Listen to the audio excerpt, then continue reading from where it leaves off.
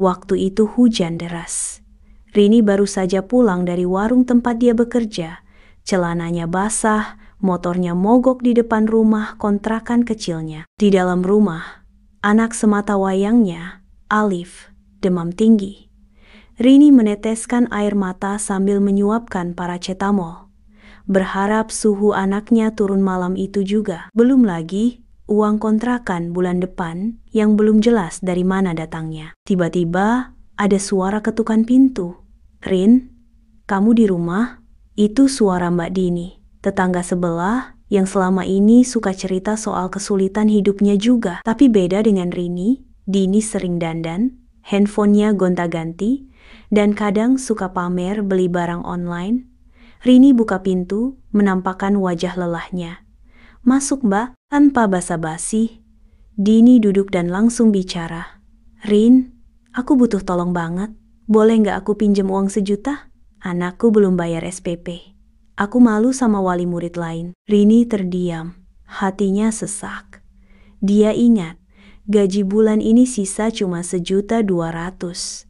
Itu pun buat Alif kontrol ke dokter kalau masih demam 3 hari ke depan. Tapi wajah Dini terlihat sangat memelas. "Rin, please ya.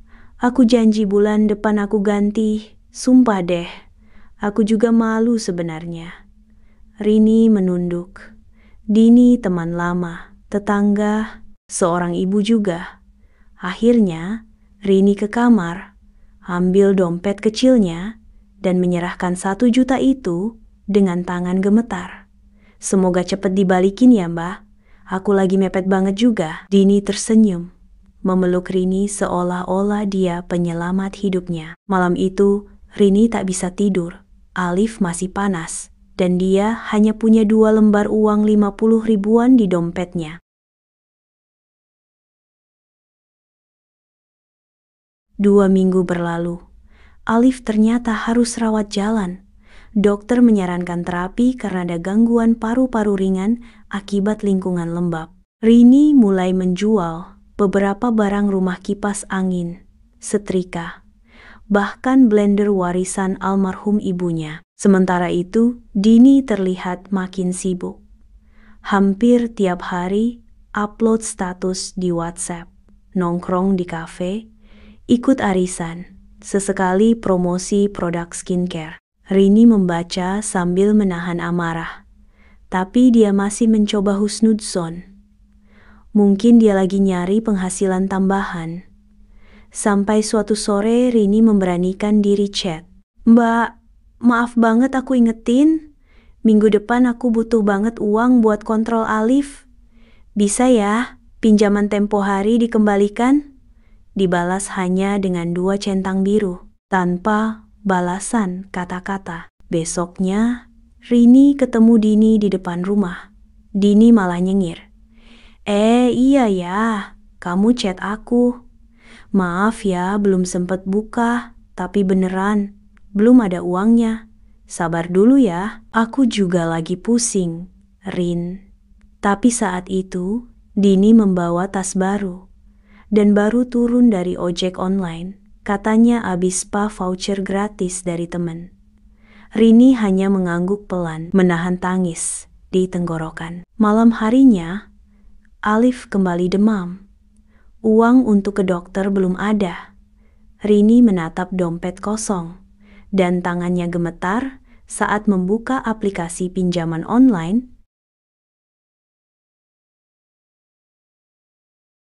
Rini berdiri di depan etalase toko roti, memandangi harga-harga yang kini terasa jauh dari jangkauan. Ia hanya ingin membeli sepotong kecil untuk keponakannya yang ulang tahun hari itu. Tapi isi dompet tak cukup. Ia menarik napas dalam dan mengingat kembali.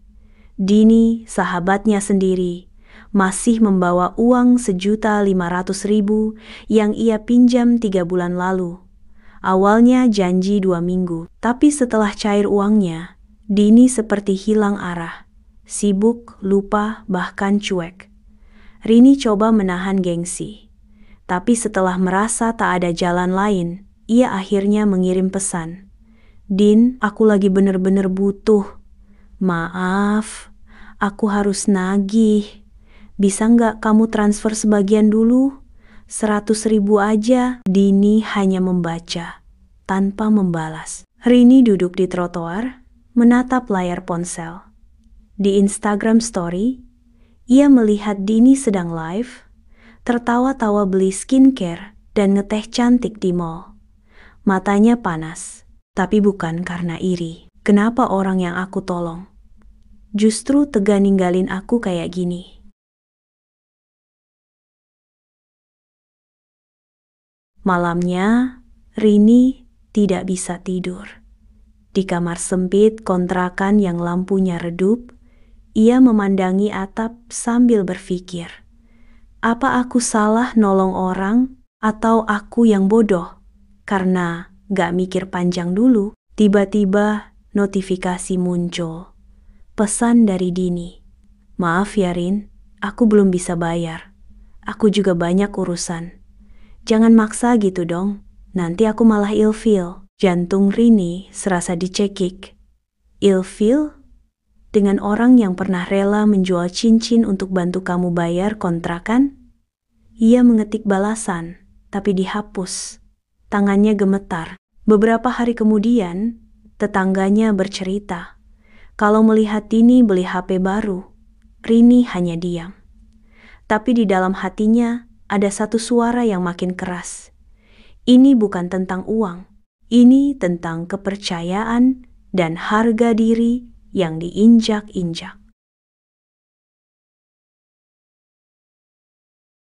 Hari itu hujan deras. Rini duduk di dalam ruang tunggu puskesmas sambil memeluk tas kecilnya. Wajahnya pucat. Di pangkuannya keponakannya menggigil demam. Bu, obatnya harus ditebus di luar ya. Di sini stoknya kosong, kata petugas. Rini mengangguk lemah. Ia tahu tak ada uang di dompetnya, tapi ia masih punya satu harapan. Dengan sedikit harapan yang tersisa, ia mengirim pesan lagi. Din, tolong banget, keponakan aku sakit. Aku cuma butuh 70.000. Bisa nggak tolong balikin sebagian pinjaman kemarin? Belum sempat pesan itu dibalas, status Dini muncul. Tasty time. New coffee shop. New vibes. Rini memandangi layar itu lama. Tangan gemetar. Bibirnya menahan tangis. Ia sadar. Dini tak pernah benar-benar berniat membayar. Pagi harinya, Rini akhirnya memberanikan diri bicara di grup alumni tempat dulu mereka aktif bersama. Maaf teman-teman, aku cuma mau mengingatkan buat siapapun yang pernah pinjam uang dari temannya, tolong jangan lupa tanggung jawab. Karena bisa jadi uang itu sebenarnya bukan milik yang meminjamkan, tapi milik kebutuhannya yang tertunda. Grup Sepi Sejenak. Beberapa teman memberi dukungan, tapi Dini malah membalas, kalau emang ikhlas, gak perlu diumbar dong. Lagian aku juga punya masalah, gak cuma kamu. Komentar itu membuat grup gaduh. Banyak yang ikut bersuara. Tapi Rini memilih keluar grup diam-diam. Ia duduk di pojok tempat tidurnya malam itu, menatap kosong ke langit-langit. Bukan karena uang yang hilang, tapi karena sahabat yang ia percayai ternyata mampu menampar hatinya tanpa merasa bersalah. Sudah sebulan sejak peristiwa itu, Rini tak lagi berharap Dini membayar. Ia sibuk merawat adik dan keponakannya yang makin hari makin lemah karena penyakit kronis yang tak kunjung tertangani karena keterbatasan biaya. Suatu sore, Rini duduk menjahit baju tetangga.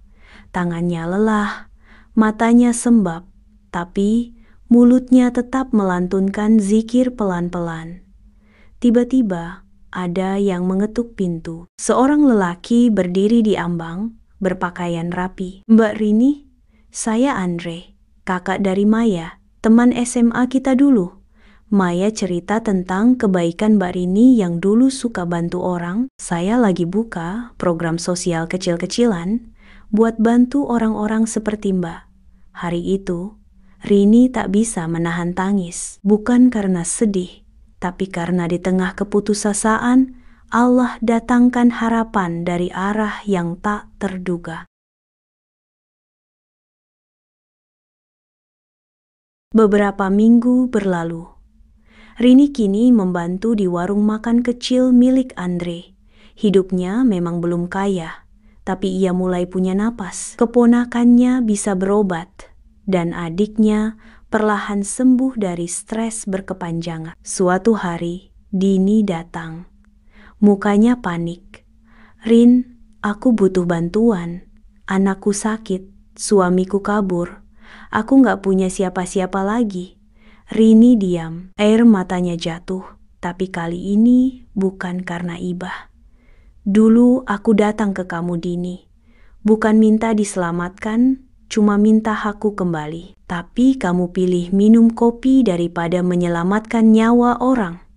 Sekarang kamu tahu rasanya kan?" Dini menunduk terisak. Tapi entah karena menyesal atau cuma butuh pertolongan baru. Haruskah Rini menolong Dini lagi, atau biarkan semesta memberi pelajaran yang sepadan?